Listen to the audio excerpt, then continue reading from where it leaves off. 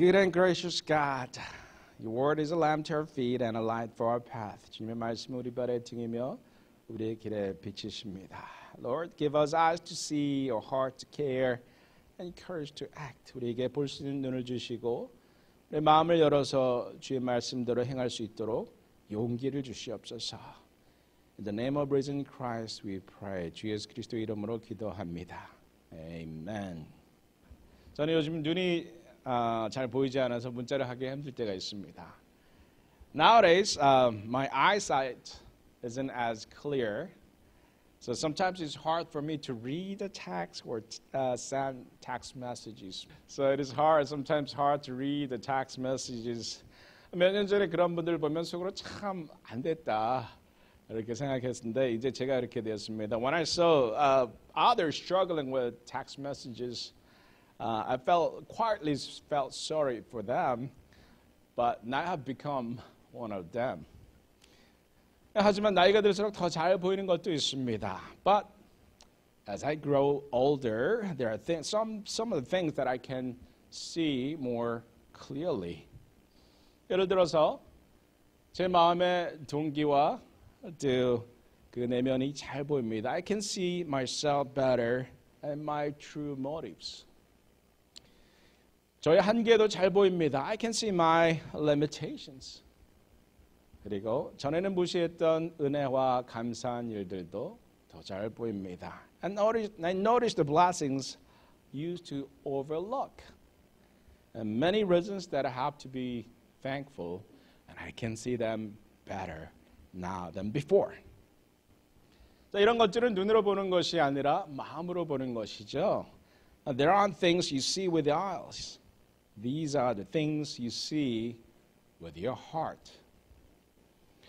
하지만 나이가 든다고 다 잘 보이는 것은 아닙니다. But growing older doesn't mean we automatically see more clearly. 영적인 눈이 열려야만 볼 수 있는 것들도 있습니다. There are things that can only be seen when our spiritual eyes are open. 여러분들 존 뉴턴이라는 사람 아시죠? Do you know John Newton? Who is it? He is the author of Amazing Grace. 우리 존 뉴턴은 우리가 잘 아는 Amazing Grace의 저자입니다. 그는 태어나서 젊을 때 어릴 때부터 노예상선의 선원으로 일했습니다. He worked as a sailor of slave trading ships. 자, 근데 그가 나중에 이런 고백을 했죠. But he wrote his poem in this way. I once was lost, but now am found. Was blind, but now I see. I once was lost, but now I'm found. Was blind, but now I see. 자, 이렇게 고백하는 그가 무엇을 볼 수 있습니까? When he wrote the words, I once was lost, but now I'm found, was blind, but now I see. What was he saying? 아마 그는 이전에 보지 못했던 노예들의 고통을 보기 시작했을 겁니다. Perhaps he began to see the suffering of the slaves, which he failed to notice before. 노예들이 눕지도 못하고 앉지도 못하는 그런 자세로 한 달, 두 달을 가했습니다. Often slaves could not sit straight or lie down, but they had to sail like that for a month or two. There was no toilet, and then there are different layers, so someone pee above, then it falls on me. 층층이 노예들이 있어서 위에서 소변을 보면 그게 다 자기 머리를 떨어지는 거예요. They lived like this. They had to endure the pain for a month or two. 이런 고통을 한 달 혹은 두 달 겪어야 했습니다. 많은 노예들이 죽었죠. Many slaves died, but people and the sailors, slave traders, refused to see their pain. 노예 상인들은 그들의 고통을 보기를 거부했습니다. They didn't treat them as human beings. 그들을 인간으로 여기지 않은 것이죠. 하지만 존 뉴턴이 이 Amazing Grace를 썼을 때 그는 이제 그 노예들의 고통을 볼 수 있게 되었습니다. But when he was writing Amazing Grace, he was able to see the pain of the slaves. 더불어 그는 그 자신의 죄를 볼 수 있었습니다.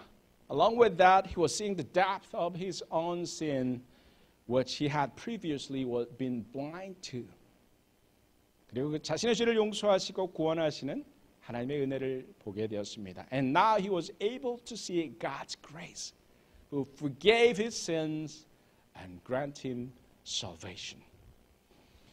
저는 어릴 때 늘 예배드리고 찬양하고 기도하고 이런 것들을 보면서 자랐습니다. When I was young, I grew up constantly seeing the scenes of worship, prayer, and Bible reading. 저에게는 익숙한 문화입니다. This is the culture I'm familiar with. 하지만 제 동서 형님은 집안에서 첫 세대 크리스찬이 되었다고 들었습니다. But my brother-in-law became the first generation Christian and he became a pastor.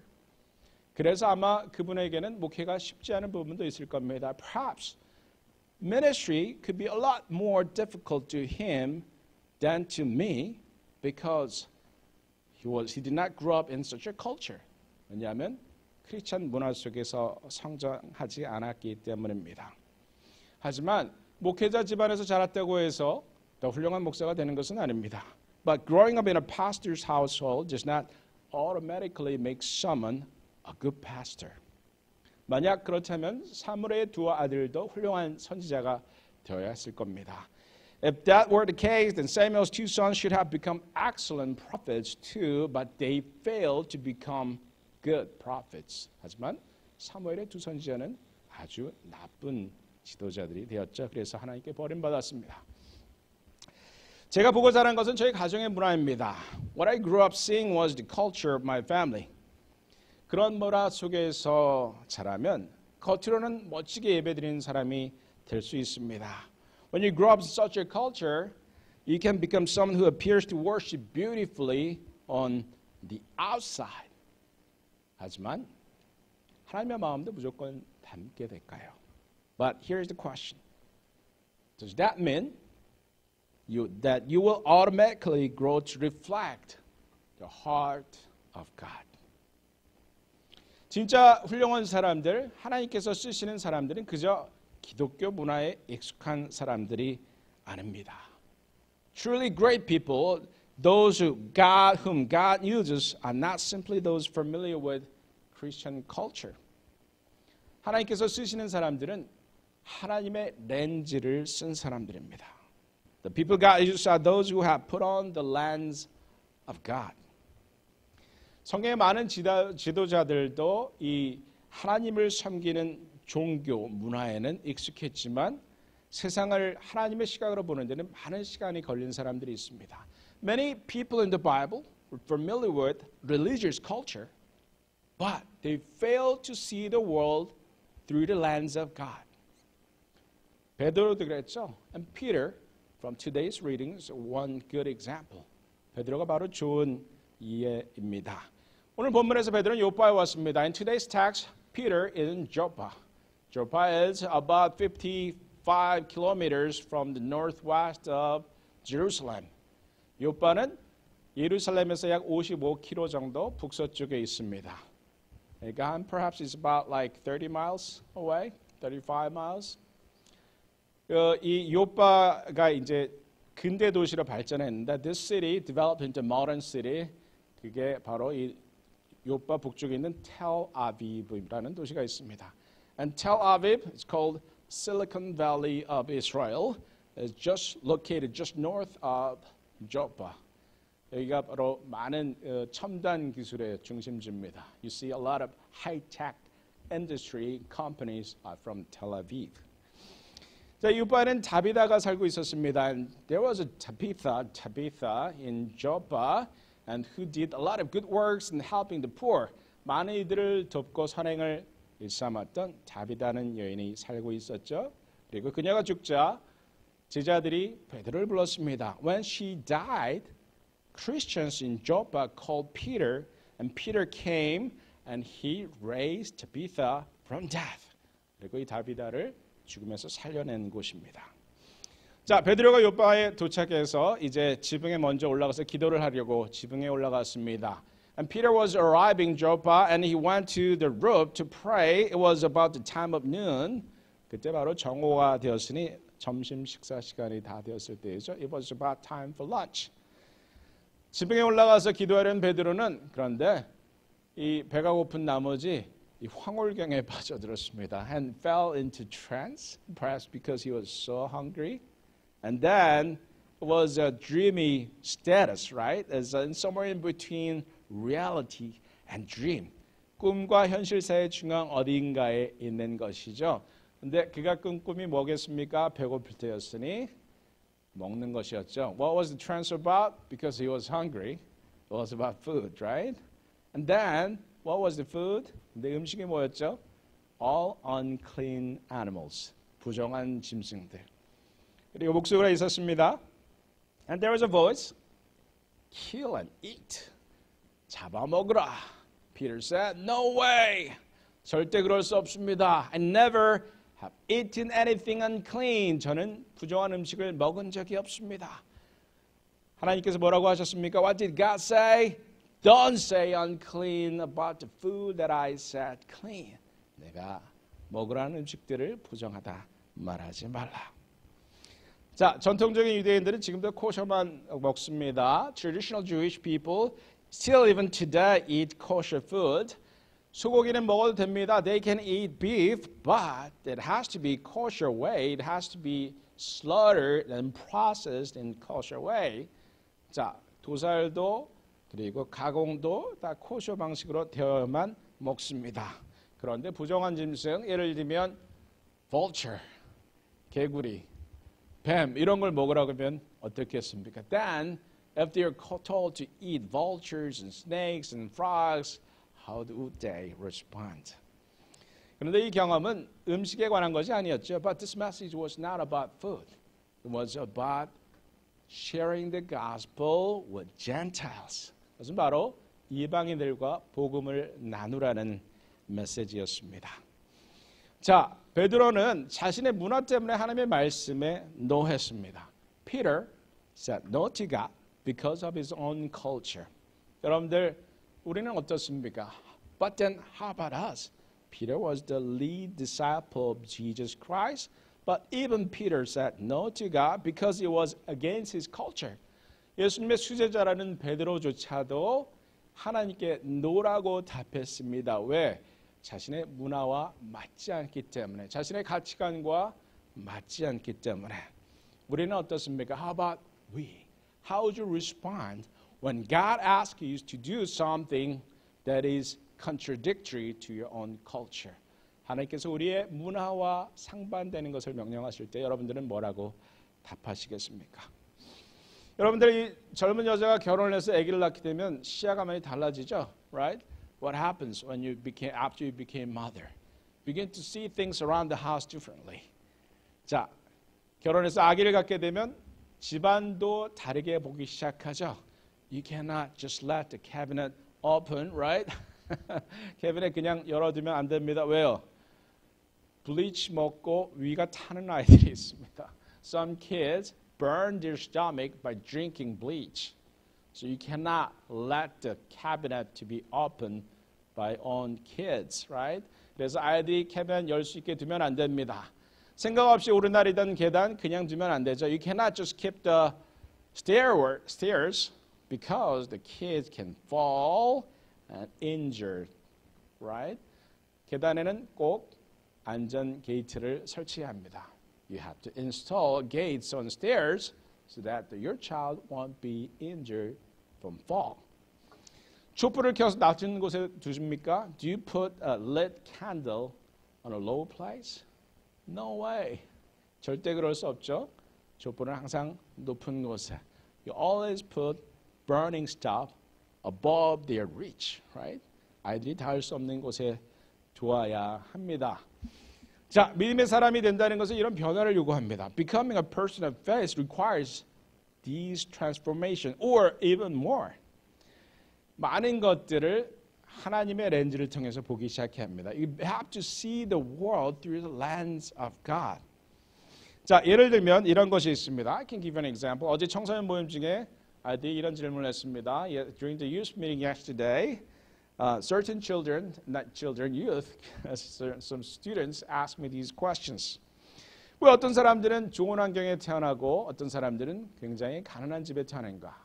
Why some people born to rich family while some others born to extremely poor family? 불평등하지 않는가? It is not equal, right? It's not fair. 자, 그랬더니 다른 학생이 대답합니다. Then another student answered, That's just life. 그게 바로 인생이야. Right. So they are philosophers. They know about the life, right? That's just life. I thought it is a great answer. 예, 그렇습니다. 인생이 그렇죠. 인생은 늘 불평등합니다. Yes, it is. Life is always unequal, right? 세상을 여러분들 보면 어떤 생각이 듭니까? What do you see? And how do you feel about this world? 신문 보기가 참 두렵습니다. I feel afraid to read newspapers because I feel depressed when I read newspaper. 신문 볼 때마다 기분이 우울해집니다. 세상에는 왜 이토록 많은 고통이 존재하는 것일까? Why is there so much suffering in this world? 과연 하나님은 계신가? Is God really there? 하나님이 계시다면 과연 그분은 선하신 분인가? And if He is He truly a good God? 선하신 분이라면 능력이 없는 분일까? If God is good, then is He not powerful enough to stop all this pain? 이런 질문을 해보셨습니까? Have you had these questions in your life? Raise your hand if you have these questions. Yes. The world is full of evil. And we're told God is almighty. And God is good God. Why we have so much suffering in this world? 전능하신 하나님, 좋으신 하나님인데 왜 세상에는 이토록 고통이 많은 것일까? 그런데 여기 저의 질문이 있습니다. Here's my question. So I have thought about this issue a lot. So this is what I understood and realized after long period of study and reflection. 많이 고민하고 얻은 결론이 무엇인지 아십니까? 이 질문들의 전제를 먼저 봐야 한다는 것입니다. Okay, here's the clue. What is the underlying assumption behind these kinds of questions? What is the underlying assumption behind these kinds of questions? 이런 질문들의 전제가 무엇입니까? 이런 전제들이 있을 수 있습니다. These are examples of assumptions you may have behind these questions. 이 세상은 원래 좋은 것이다.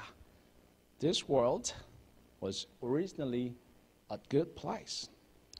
세상은 원래 평등해야 되는 곳이다. The life is supposed to be fair. 세상에는 질서가 존재해야 한다.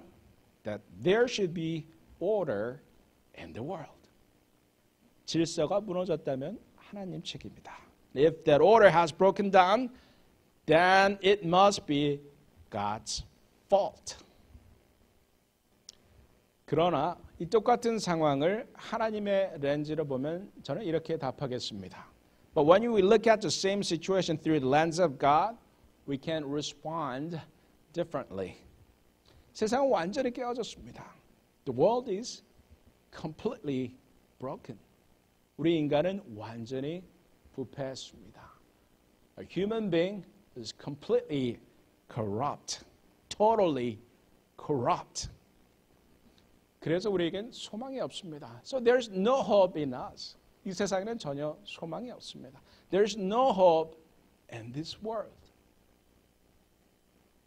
여러분 어디서 출발하느냐에 따라서 여러분의 시선이 완전히 달라지는 거 보이십니까? Do you see? Your perspective could be completely different from which supposition, assumption you start from. You say the world should be perfect, that God is responsible. 세상이 완전해야 된다고 말하시는 분들에게 하나님은 잘못이 있습니다. 그러나 세상이 완전히 깨어진 것임을 아는 사람들에게 우리에겐 소망이 없습니다. But if you are aware that the world is completely broken, we are totally corrupted, then there's no hope in us. There's no hope in this world.